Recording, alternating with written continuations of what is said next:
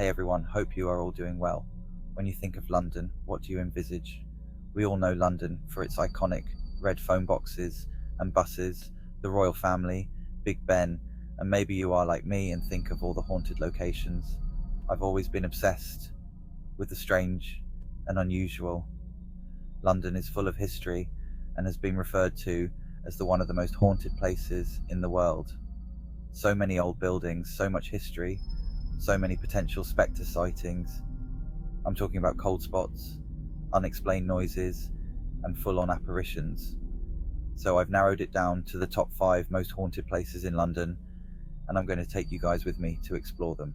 First up, we have the Tower of London. This place is basically haunted royalty central, but 2 ghosts stand out: Anne Boleyn and the princes in the tower.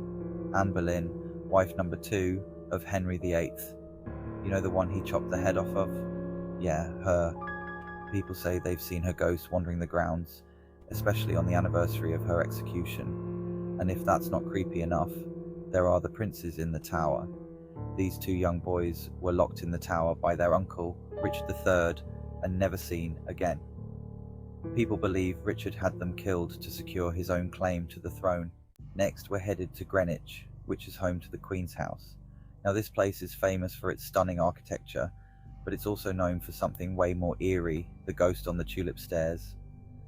Back in the 1960s, someone took a photo, a now iconic photo, on these stairs, and when they developed it, boom, a shrouded figure apparently ascending the stairs. Experts analysed the photo. They couldn't explain it. Some say it's the ghost of a maid who died tragically, falling down those very stairs centuries ago. Others believe it's a woman in a mourning gown, searching for her lost child. Whatever it is, the photos sparked a ton of paranormal investigations and cemented the Queen's House as one of the most haunted places in London. Okay, buckle up because we're going to Highgate Cemetery next. This place is straight out of a Gothic novel. It's overgrown, atmospheric, and, you guessed it, seriously haunted.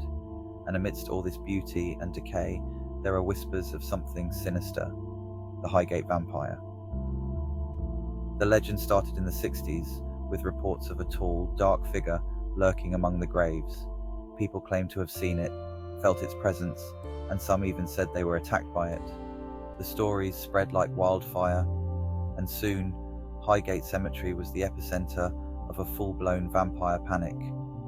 Even today, people claim to have encountered the Highgate vampire. Get ready to freak out because we're about to dive into the story of 50 Berkeley Square, a place considered by many to be the most haunted house in London. This house has a seriously dark history, filled with tales of madness, despair, and unexplained deaths. One of the most famous stories is about a young man who was so terrified by whatever he encountered in the house that he went mad and died shortly after.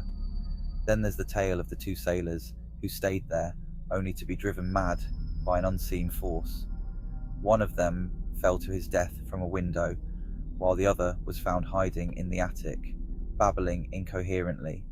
Over the years, countless people have reported strange and unsettling experiences in the house. Cold spots, disembodied voices, objects moving on their own. You name it, it's probably happened at 50 Berkeley Square.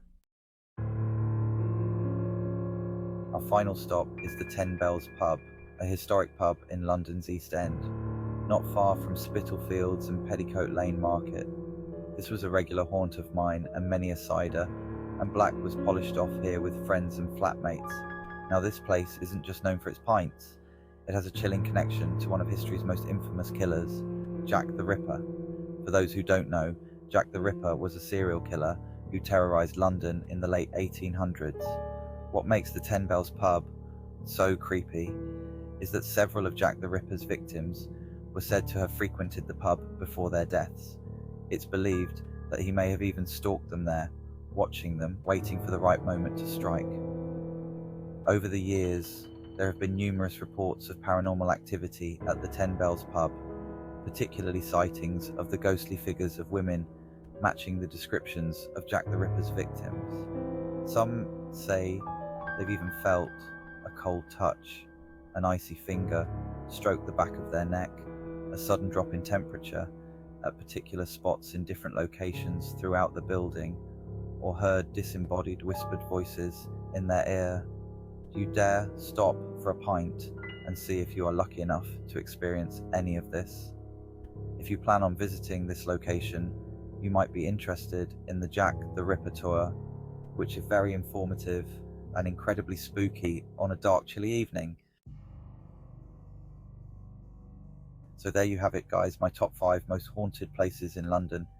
After spending time researching and revisiting these locations, I'm desperate to widen my haunted location knowledge and hope you will join me on this ghostly adventure.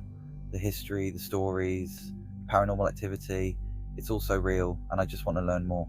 It makes you question everything you thought you knew about life, death, and the world beyond. I can't wait to hear your thoughts on all of this. Have you ever had a paranormal experience? Let me know in the comments below.